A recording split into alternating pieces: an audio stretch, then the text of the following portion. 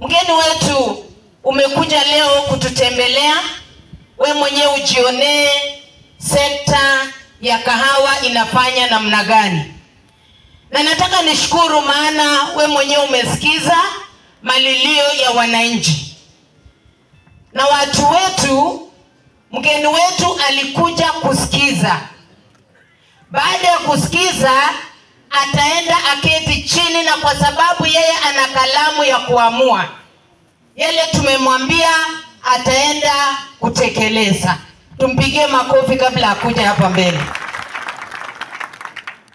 Watu wetu wameongea juu ya prices, na ukasikia kwamba madeni ni mengi.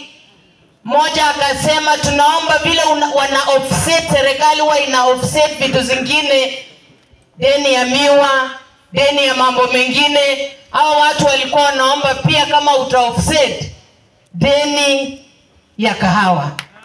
Ama namna gani? Kina mwengaji teni sikia dau fresh, si ndio? So hiyo ndio malilio. Mimi nakaa na hao watu na nimesikia wakiongea kichini chini kwamba wanaomba sana wa offset ile madeni siko katika factories zetu. Jambo challenge kubwa mgeni wetu ni mambo ya uongozi katika sako zetu.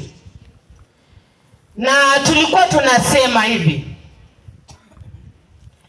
leadership, kama kuna shida kwa uongozi, shida itakuwa hadi chini. So tukitaka sekta ya kahawa ipone, lazima tuanzie kwa uongozi.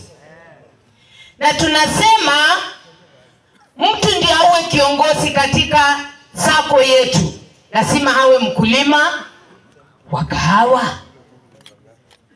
Tumesikia siasa ile iko huku Bungoma ya miwa.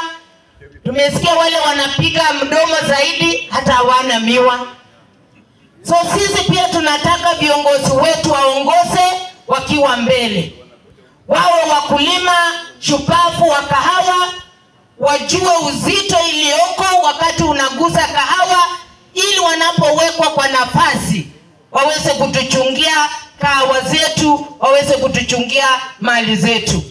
Na mimi nataka niwaambie kupitia uongozi wa Mheshimiwa His Excellency William Samoei Ruto, reforms imefanyika mzuri sana kwa sekta ya kahawa.